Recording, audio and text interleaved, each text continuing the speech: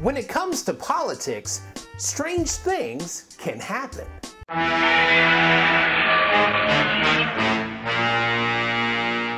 The bizarre occurrences I speak of aren't works of science fiction, but the capacity of politicians and pundits to say the most absurd and outrageous things. It's kind of like being at a family reunion and cringing when your old drunk uncle shows up because you have no idea what will come out of his mouth. In the state of Missouri, that drunk uncle is actually a drunk aunt. By now, you've all heard the absurd comments from state Congresswoman Cynthia Davis. She's an outspoken critic of the state's summer food program, which provides free or reduced lunches for low-income children during summer break. She said, quote, "Can they get a job during the summer by the time they're 16? Hunger can be a positive motivator.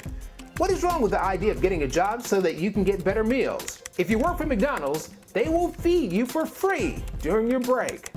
Why wait until they're 16? Underprivileged toddlers are hungry right now. Let's put them to work as well." Because of their short height, they would work well in drive-through windows. I'm sure Taco Bell Chihuahua could use a wingman, and I'm sure a cute little kid could sell ShamWows quicker than that other guy. No one is perfect. We are all guilty of not thinking before we speak. President Obama did it when he compared his bowling skills to being in the Special Olympics. Vice President Joe Biden had slips of the tongue all the time. And that Anthony McLemore guy has stuck his foot in his mouth on more than one occasion. But for some politicians and pundits, being absurd is a way of life. Just ask U.S. Congresswoman Michelle Bachmann, whose absurdity knows no bounds. For the low price of $1, you can have some of Congresswoman Michelle Bachmann's greatest off-the-wall and flat-out cuckoo sayings. Are they pro-America or anti-America? And I'm watching our freedom slip out the door every day. They use the U.S. Census information to round up the Japanese and put them in the internment camps. Really? While many in the political arena say things that make you shake or scratch your head, others make comments that defy belief.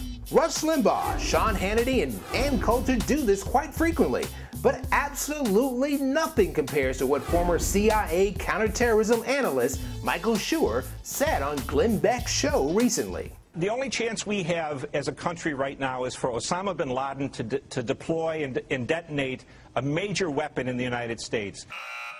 So let me get this straight. This guy thinks the only way for America to be safe is for us to be attacked? What Schur and so many other people seem to forget is that this whacked out scenario already happened on September 11th, which came in the wake of the previous administration's failure to heed the 20+ intelligence reports warning of an imminent attack.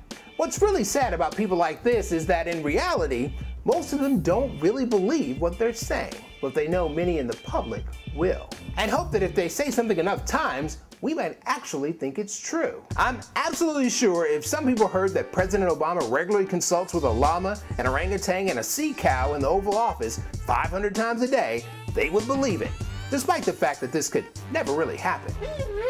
From the silly notion that Supreme Court nominee Sotomayor is a racist, to the belief that greedy insurance companies put patients over profits, to the opposition of tough environmental regulations, despite the fact that most people can see the air that they breathe, absurdity has taken over the political process. The question remains, do we buy into it, or do we seek the truth and ignore the absurd hype? See you next time with another scoop of pure logic.